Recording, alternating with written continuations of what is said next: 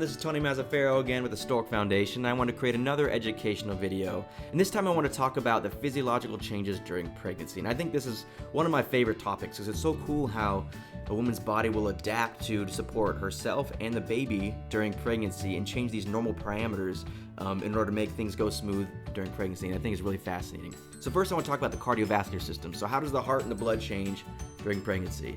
Well, for one, cardiac output increases. So the amount of blood being moved through the heart increases. Heart rate increases. The amount of blood volume in the body increases.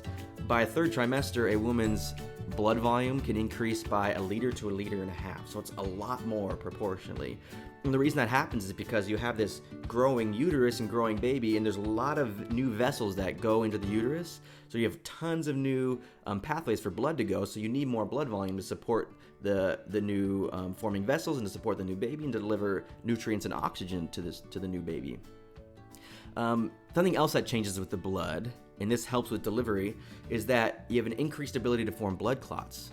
So that can be kind of dangerous. It can make it more likely to get like deep vein thrombosis and pulmonary embolisms.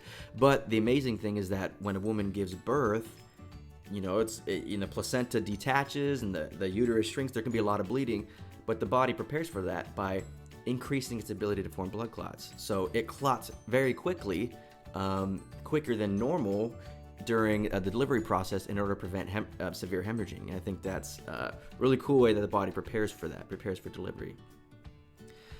So let's talk about the respiratory system.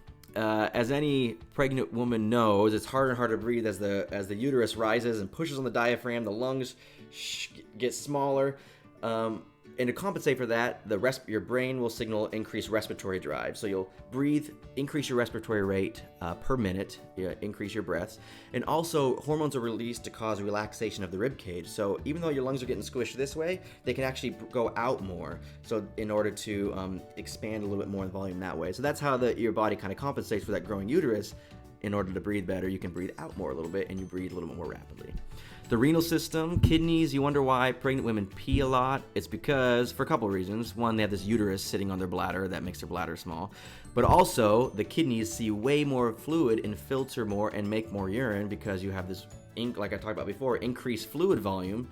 That goes to the kidneys. The kidneys produce urine, so you're going to pee a lot. So we call it the GFR, the glomerular filtration rate, can increase by up to 50% in the third trimester.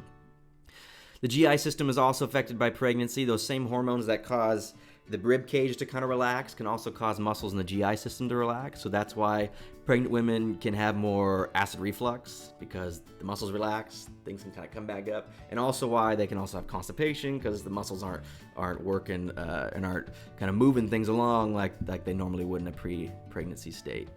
And lastly, I want to talk about the immune system. So there's two parts to the immune system. There's a specific part and there's a non-specific part.